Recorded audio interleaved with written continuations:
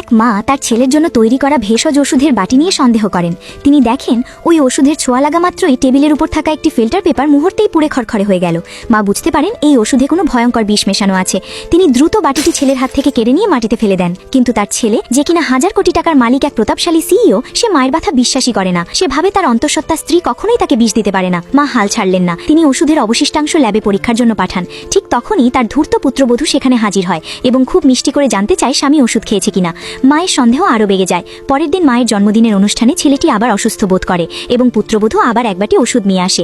মা তাকে বাধা দেওয়ার চেষ্টা করলেও আমন্ত্রিত অতিথিরা উল্টো পুত্রবধূর প্রশংসা শুরু করে। কেউ খেয়ালই করেনি যে পুত্রবধূটি আসলে তার দেবরের সাথে তলে তলে ইশারায় কথা বলছে। ঠিক সেই মুহূর্তে ল্যাব থেকে টেস্ট রিপোর্ট আসে। মা আবার বাটিটি ভেঙে ফেলেন। রিপোর্ট দেখে সবাই অবাক হয়ে যায়, কারণ রিপোর্টে কোনো বিষ পাওয়া যায়নি। পুত্রবধূ তখন ড্রামা শুরু করে এবং কান্নাকাটি করে দাদা শ্বশুরের সহানুভূতি আদায় করে নেয়। দাদা শ্বশুর মাকে খুব বকাঝকা করেন এবং পুত্রবধূর প্রশংসা করে সেখান থেকে চলে যান। ছেলেটিও তার মায়ের উপর বিরক্ত হয়ে বেরিয়ে যায়।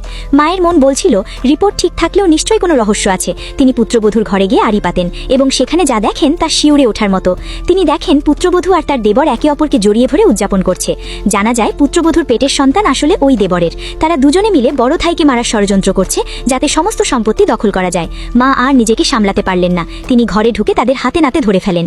তিনি যখন দাদা শ্বশুরকে সব জানানোর জন্য ফোন বের করেন, ঠিক তখনই নিষ্ঠুর পুত্রবধূটি একটি ভারী অ্যাস্ট্রে দিয়ে মায়ের মাথায় সজোরে আঘাত করে। মায়ের ফোনটি সোফার নিচে পড়ে যায়। এখন প্রশ্ন হলো, মা কি পারবেন এই জঘন্য ষড়যন্ত্র থেকে তার ছেলেকে বাঁচাতে? 怎么可能？